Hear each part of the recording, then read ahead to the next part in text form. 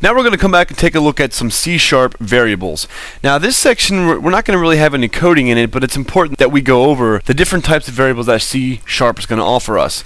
So this project that we are going to create now, you can just kind of keep the source file aside as a reference, just in case later on you need to just go back and see what kind of variable will be good for a certain situation. So let's practice again by doing the File, New, Project, and we know that we're going to be selecting C-sharp, Windows, empty project, and the project name, we'll call this variables. And then we'll select OK. Now just to get a little bit more practice in doing this, the name of your project right here, variables, right click on it, slide down to add a new item.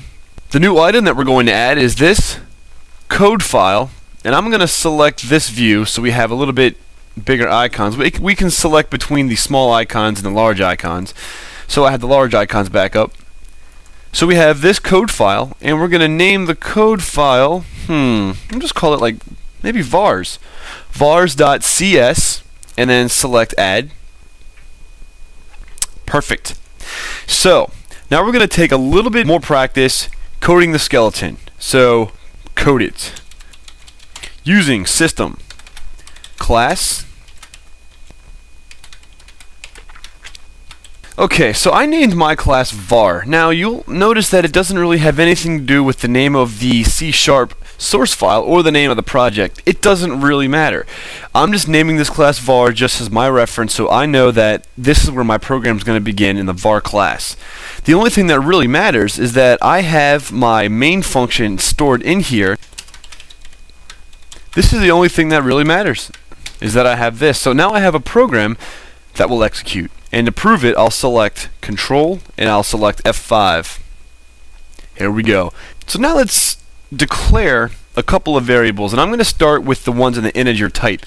And just to kind of show you also, comments are exactly the same in C# as they are in Java, as they are in C, C++. What I'm going to do is I'm just going to call this section integers, and here are the different integer data types. The first one that we're going to talk about is the smallest one, and this is the byte. So the byte data type, and I'm just going to give it a name. So now I've declared a instance of a byte data type. And I'm also going to write this down. So we're going to use these comments, and the values that byte offers us is 0 to 255. And also, I'm going to tab over, it occupies 1 byte of memory. And let me close this output window so we have some room. Alright, I'm going to come down to the next line, and then we're going to declare another one, and this is going to be called sbyte. And you see, if I push the S button, it's going to come right here, and it's going to actually ask me, is this what you want? So I can just be like, alright, sbyte, call it my sbyte. I apologize if I spell anything wrong. Values of the sbyte is between negative 128 all the way up to 127, positive. And the amount of memory that the sbyte takes up, it's going to occupy 1 byte of memory. And you may also notice that I forgot my semicolon right there. Those are 2 integer types. The next one that we're going to talk about is the short data type. And we're just going to give this one a name.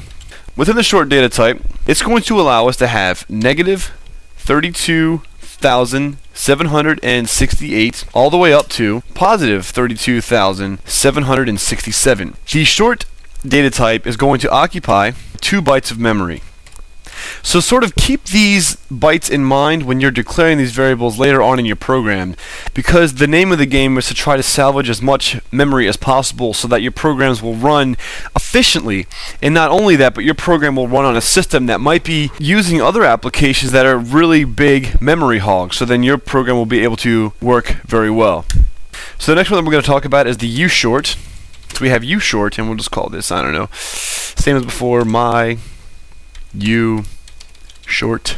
The ushort is going to have these values, is 0 to 65535. So we're going to have 65,000.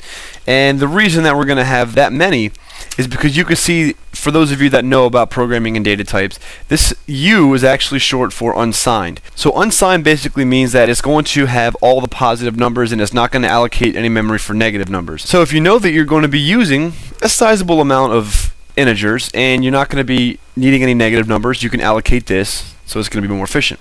the number of bytes that the unsigned short occupies is the same as the signed. Moving along here, I'm sure many of you are familiar with this, the int. So we have a regular integer. So the values that the typical integer is going to allow us are negative, and this is kind of a big number. So we got negative 2 million-ish all the way to this 2 million-ish. And I'm going to slide this out a bit so we can view this. So this is what the regular integer is going to have, and as you can see, I again forgot my semicolon. Now be mindful that this integer gives us more values, but this integer also is going to occupy 4 bytes of memory. The next one I'm going to take a look at is the unsigned int. So uint, and we'll just do my uint. The values for the unsigned int are going to be 0 all the way up to shy over 4 million. And I forgot my semicolon again. And the number of bytes that this is going to occupy is going to be 4. So we have these. And now there's 2 other integers that we're going to talk about. One of them is the long. So we'll do long. Okay, so in here the values for the long are going to be, and this is long, so negative 9 2 2 3 3 7 2 0 3 6 8 5 4 7 7 5 8 0 8. Now I'm reading this off of a sheet of paper, so if I said it and typed it differently, do what I said and not what I typed. We're going to have that all the way up to that big number. And the amount this is going to occupy are 8 bytes. Okay, so now we're starting to move down the list, so hopefully you guys are copying this down so you can reference this later. The next one that we're going to take a look at is the unsigned long. So this one's going to be really fun. So this is going to be ulong. And ulong, we'll just call this my ulong, semicolon. This is going to give us the values 0 all the way up to, so we have 0 to a really big number. This one is going to occupy 8 bytes. So these are all the integer data types that are available in the C# programming language. So after that, let's take a look at the bool. So we're going to have a Boolean data type, and this is just going to be just like everything else. It's going to be bool, and I'm just going to call this my bool. And those of you that are familiar with the Boolean know that the Boolean is only equal to one of 2 things. It's equal to either true or false. So we can say the values of this are true or false. And also, the Boolean is going to occupy 1/2 a byte. Okay, we're done with the bool.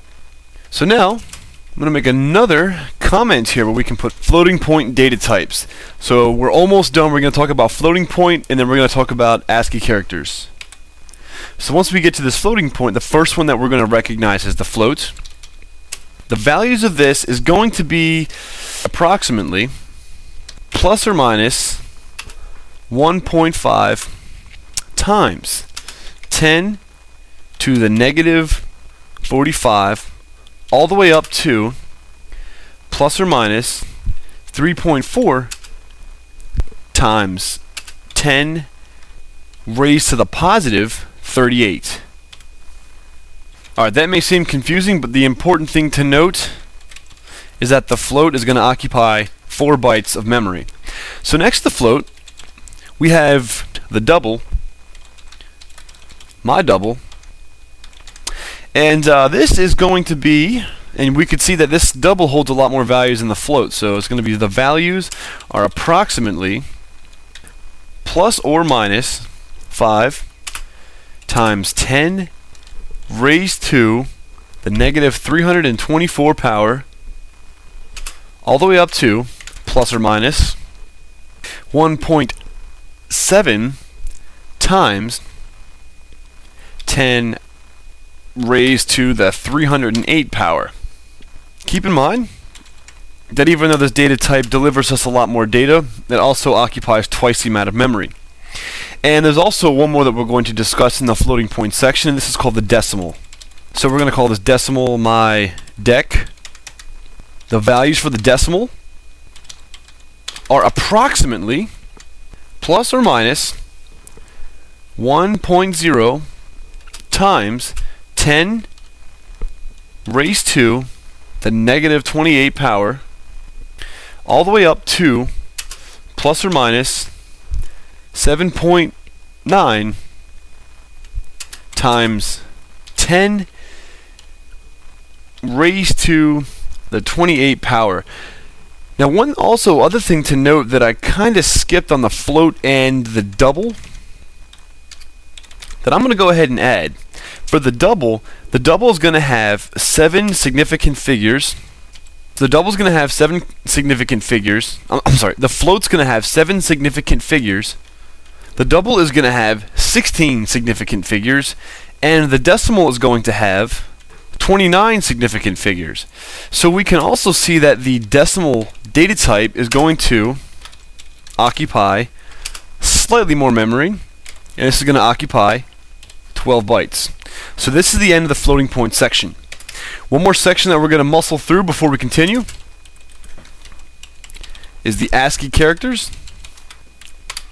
And this is only going to be 2 that we're going to speak of, and then we're going to be moving on. So the first one is going to be the good old char, which is a single character. And the values of this are going to be any Unicode character that is 16 bits.